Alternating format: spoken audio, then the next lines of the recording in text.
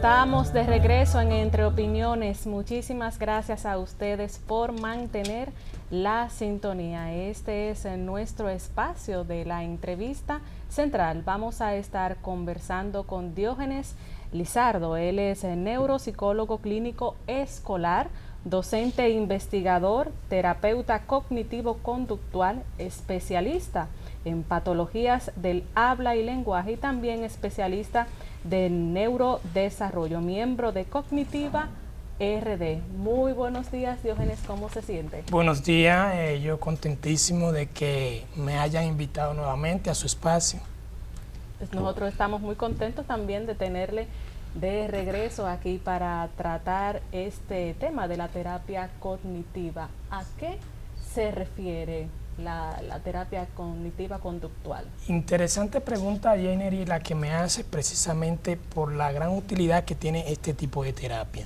La terapia cognitiva conductual es una terapia que ha dado muchos resultados, creada por allá por los años 60 por el doctor Aaron Beck, y precisamente lo que busca es que el individuo comprenda que sus pensamientos son lo que determinan, en la mayoría de los casos, determinan su conducta. Entonces, en la terapia cognitiva conductual logramos que el paciente se haga más consciente de que a medida que modifica sus pensamientos también puede modificar su conducta.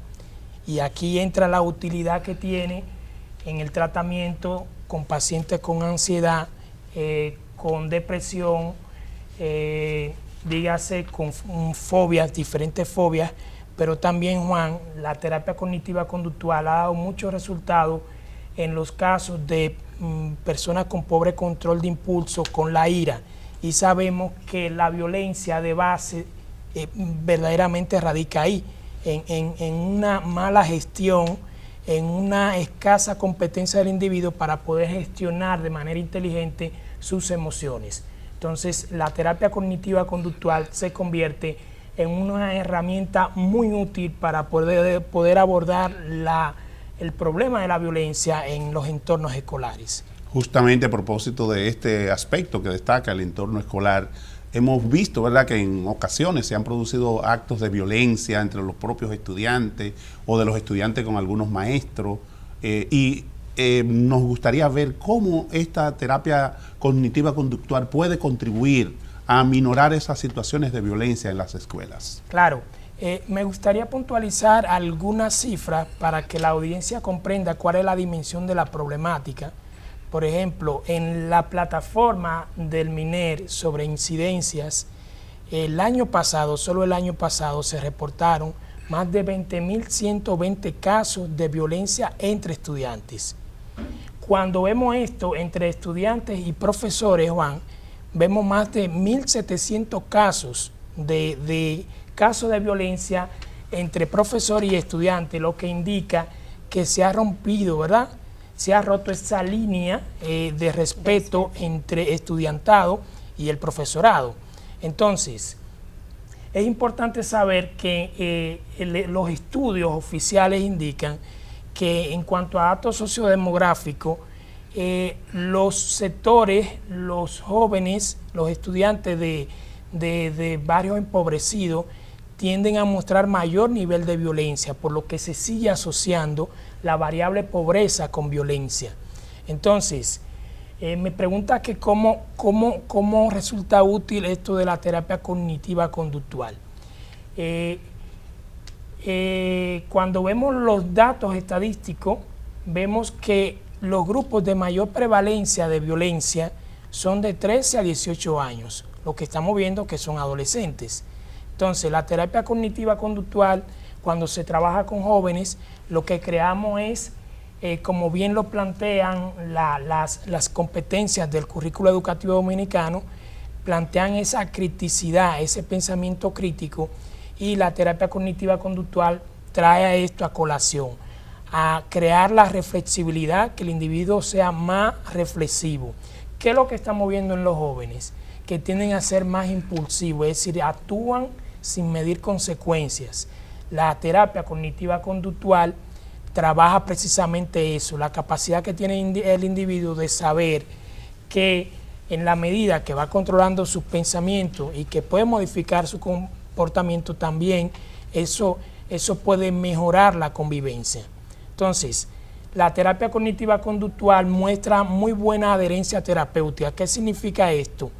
Que si desde las escuelas, los programas de no solo de prevención, Juan, sino también de intervención, que entiendo que es el elemento que le está faltando a esta ecuación, porque se recogen muchas estadísticas, pero ¿qué estamos haciendo con esas estadísticas de los casos de violencia? Necesitamos programas enfocados precisamente en la terapia cognitiva conductual. ¿Por qué? Porque propone un cambio, Jainery, de adentro hacia afuera. Sabemos que el individuo se transforma de esa manera. De lo contrario, no hay una transformación. Trabajando una charla, se transmite conceptos, se transmiten algunos conocimientos, pero no se genera realmente un cambio de conducta en los adolescentes. Necesitamos programas que involucren más lo vivencial, que el individuo se involucre y que se haga responsable de su conducta.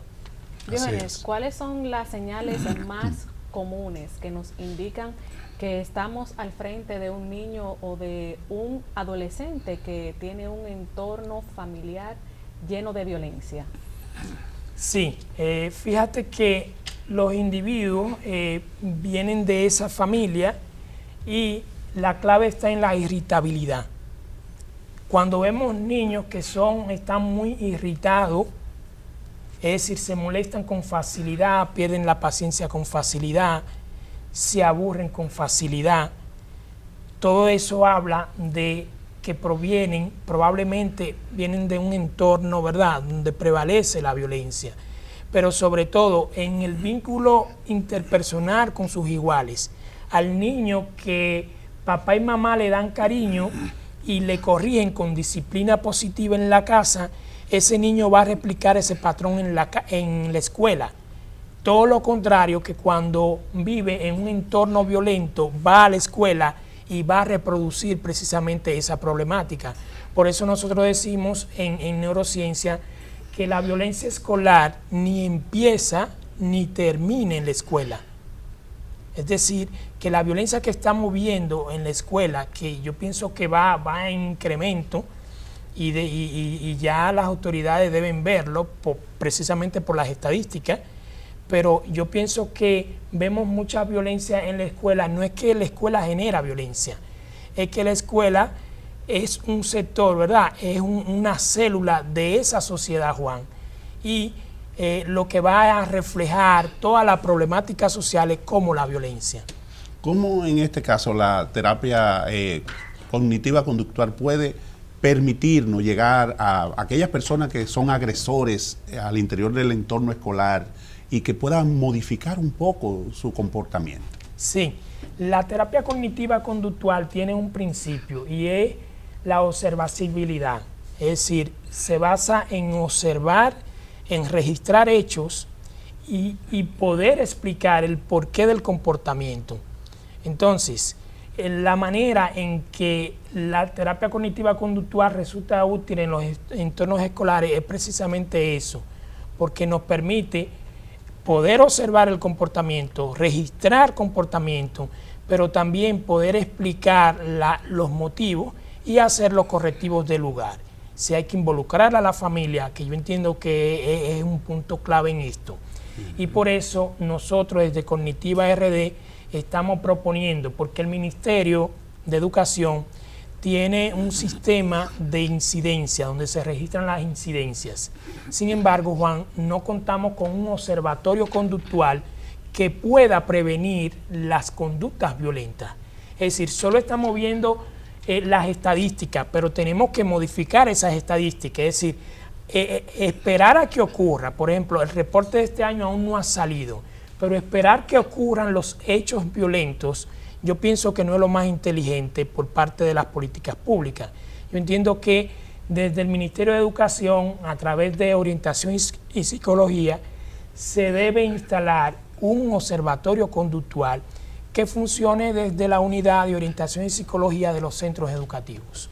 Sí, Diógenes, hace un momentico usted hablaba de la disciplina positiva dentro de los hogares y nos gustaría que usted destaque un poquito más acerca de ello, colocando algunos ejemplos, porque muchas personas le reclaman a los niños, como sabemos aquí en la República Dominicana, de una forma violenta, no adecuada. Nos gustaría que usted nos haga la mención de cómo luce esa disciplina positiva. Sí, la disciplina positiva es un modelo innovador, diría yo, que va desmontando muchos errores de la crianza tradicional. Y lo que ocurre es que siempre se dice, no, porque a mí me criaron así y mira que yo soy un hombre de bien. Sí, pero yo viví otros tiempos. Las nuevas generaciones necesitan otro enfoque al momento de corregirlo. Entonces, la disciplina positiva precisamente busca hacer las correcciones sin uso de violencia, utilizando el castigo, Juan, que no se confunda castigo con maltrato infantil. Castigo, en psicología lo conocemos como esas medidas, esos correctivos que van dirigidos a disminuir la frecuencia de una conducta. Eso es un castigo. Sabemos ya lo que es maltrato y todo eso, ¿verdad? Sí. Que ahí es que entra la violencia. Entonces, la disciplina positiva, como su nombre lo indica, busca que el modelo de crianza se modifique a un modelo donde prime el amor, prime la comprensión, pero que no falte el correctivo del lugar. Es decir, no es ni que te sobreprotejo, pero tampoco soy negligente como padre, sino que estoy presente, te guío como padre, te doy el ejemplo precisamente. Es decir, yo no te digo con la boca una cosa y hago todo lo contrario con mis acciones. ¿Ok? Entonces, la disciplina positiva en Latinoamérica ha venido ganando mucho valor por los resultados que se ve y en mi consulta lo veo. Cuando a un niño se le cría en un sistema psicorrígido, con exceso de reglas, eso es un problema, Juan. Pero cuando también se crían en un entorno donde no se le pone regla, no se le pone límite, también es un problema. Entonces, la disciplina positiva busca esa homeostasis, ese punto de equilibrio de que el individuo pueda desarrollar todas esas competencias ciudadanas, ¿verdad? ¿Cuáles son, en este caso, ya en términos más general, los beneficios de la terapia cognitiva conductual en lo que son las situaciones de violencia, y sobre todo para aquellos jóvenes que han sufrido algún tipo de violencia en las escuelas? Sí, y es importante, Juan, que usted enfoca lo que sufren violencia, pero también debemos ver lo que ejercen la violencia, que muchas veces la ejercen sin hacerse consciente del daño que provocan. Entonces, de los grandes beneficios de la terapia cognitiva conductual es que en el caso de los agresores le hace tomar conciencia, le hace conectar con el otro, le desarrolla empatía, es decir, logra entender cómo se siente el otro cuando él lo burla en público, por ejemplo.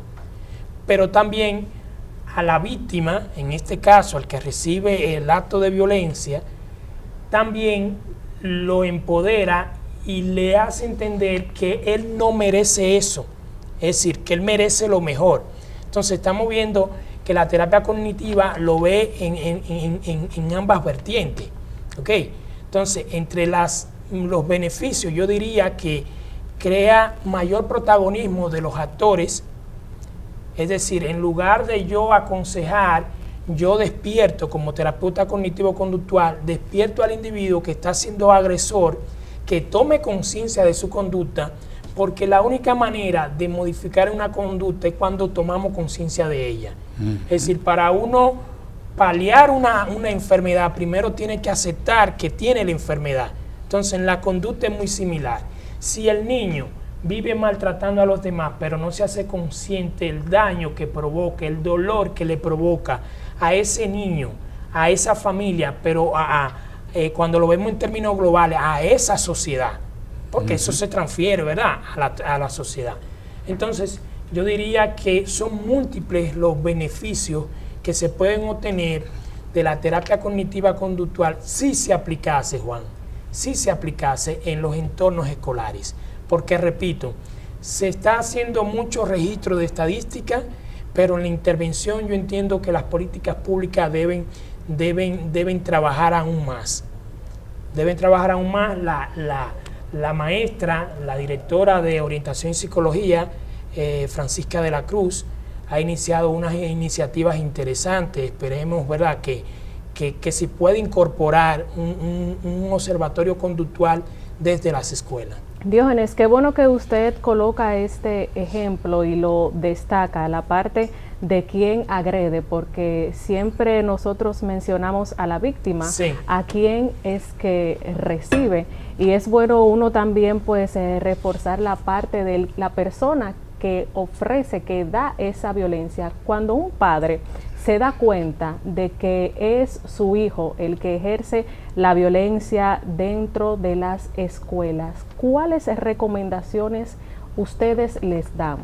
Sí, lo primero que en la práctica clínica, Jainery, es sumamente desafiante, porque a veces la primera recomendación es que el padre revise su conducta, su comportamiento con su esposa, con su pareja, porque los niños van viendo mucho el comportamiento y toman esto de referencia. Si el niño ve que papá maltrata a mamá, y cuando digo maltrata puede ser verbal, psicológicamente, físicamente, cuando el niño observa eso, va instalando todos esos patrones de conducta y los reproduce en la escuela con sus iguales, con sus compañeritos. Entonces, de las primeras observaciones que le hacemos es: cuéntenos cómo es su relación con su pareja, y desde ahí partimos entonces a revisar esa dinámica familiar que se da. Otra cosa es que los padres somos guías, deberíamos ser guías. Entonces, en ese proceso de acompañamiento, como hablamos ahorita de la disciplina positiva, los padres tienen que darse cuenta, por ejemplo, en la casa, si hay un hermanito que está maltratando a otro hermanito, lo más probable, Jainery, es que en la escuela se replique esa conducta también. Entonces, las relaciones interpersonales en la casa le pueden decir al padre si el niño puede ser un potencial agresor, porque los niños tienen sus perfiles y los padres conocen muy bien a sus hijos. Dicen que no todos los hijos son iguales, ¿verdad? Así es. ¿Cuáles son en este caso los factores de riesgo y de prevención que debe desarrollarse utilizando, ¿verdad?, esta herramienta, la terapia cognitiva conductual? Sí, empezando con los riesgos, Juan, cuando analizamos la violencia y lo asociamos con la tasa, por ejemplo, de suicidio, que es sumamente elevada, sobre todo en adolescentes.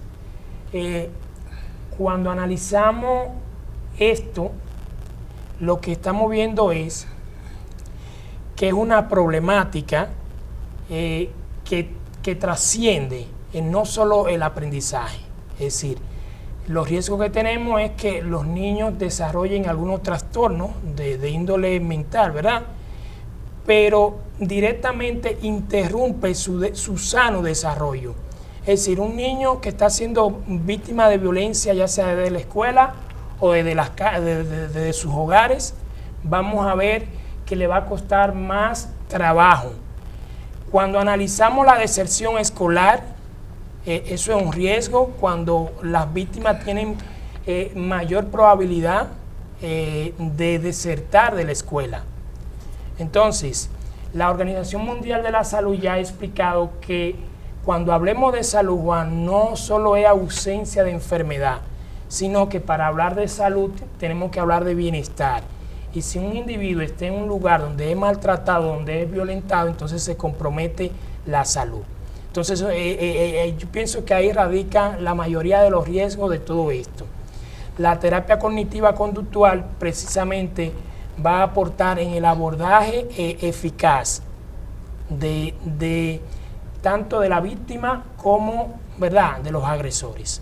Diógenes, en cuestión de un minuto, porque ya se nos ha agotado el tiempo, por favor, usted emita un mensaje a esos educadores, también familias, sus hijos que nos están sintonizando en estos momentos. Sí, yo quisiera dirigir el mensaje al seno familiar, porque yo pienso que aunque la escuela se considera el segundo hogar, los padres somos responsables de hacer que esa semilla de esperanza, de resiliencia, germine en cada uno de los niños. Porque cuando vemos violencia, vemos precisamente cómo se refleja nuestro comportamiento, el amor que le tenemos a los niños, a nuestros hijos.